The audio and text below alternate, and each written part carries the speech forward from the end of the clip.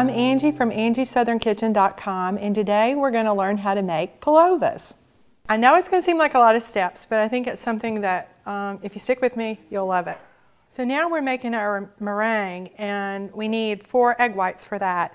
And I've already gotten 2, and now we need 2 more egg whites. And the easiest way is just to take it back and forth. And then you've gotten all your yellow out. A lot of times I do it with my hand. Just do it between your fingers. Some people do it that way.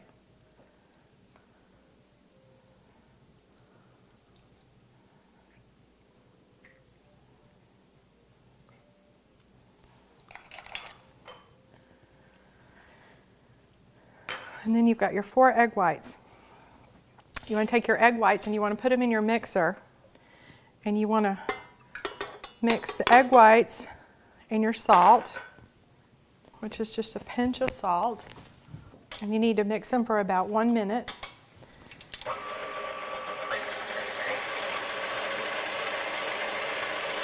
So then you want to take your sugar, which is 1 cup of sugar, and you want to slowly add it to your meringue.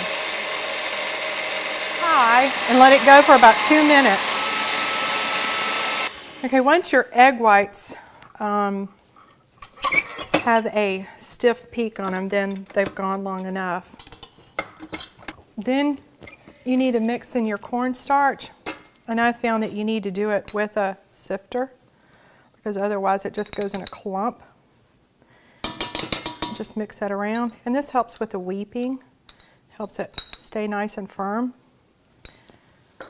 And a teaspoon of vinegar.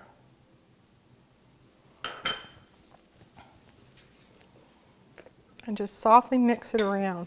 You don't want to do it too hard and fast because it will deflate your egg whites. Looks like marshmallow. Okay, as what I have done is I put my parchment paper on my baking sheet, and as you might not can see, I have drawn little circles on my parchment paper on the underneath side because I don't really want that touching the food. And then that gives me a good guide so that I can be consistent with my meringue shells. And I have taken my meringue and put it in a bag and just cut the tip off of it. And I just want to basically make a little circle and just stack it about this high. And then I put it in the oven and I bake it at 180 degrees for about an hour and a half. And I turn the heat off and just let them sit in there till they come to cool, probably about another hour. And then you can remove them once they've been baked, and then you're ready for your next step. A lot of different uses for this sauce. It is just wonderful. And first off, you want to start with 1/4 cup of water and 1/2 cup of sugar. And then you want to use 10 ounces of a seedless raspberry jam.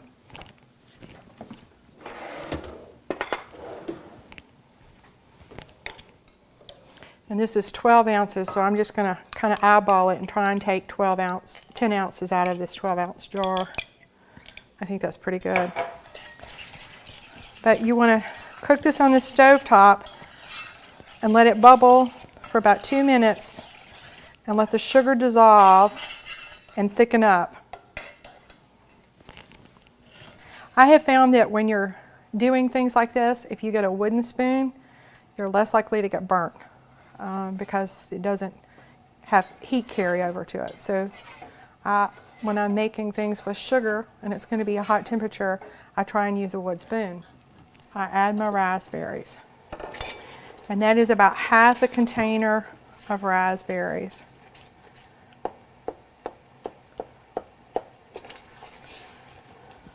And I continue to cook it till they start to get a little on the mushy side. After you cook your sauce down, it gets kind of thick. And then I just like to pour it in a mason jar for storage. And then put it in the refrigerator, and then the sauce will get thicker because of the pectin in the raspberries and the jam.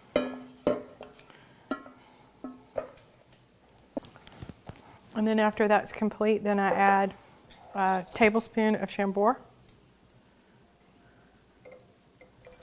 which that in itself makes the sauce. It's hard to believe that a tablespoon of something can make a sauce, but it does. And that's your raspberry sauce. Now we're going to make our whipped cream for the Pavlovas. And this is pretty easy. You just take your cold, heavy whipping cream, put it in your mixer.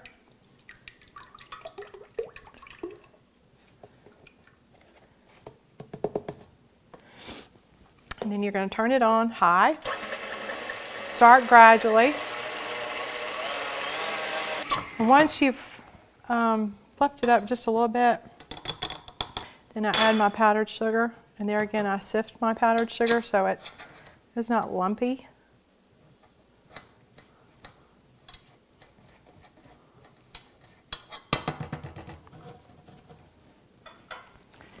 And then I add 2 teaspoons of vanilla paste.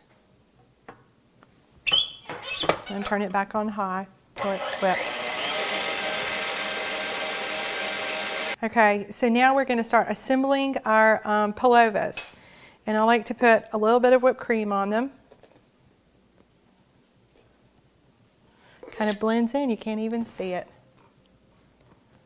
But then you've got the crunchy and the soft. And then I put a little bit of the fruit on them. You can put whatever fruit you like, whatever fruit's fresh in your area.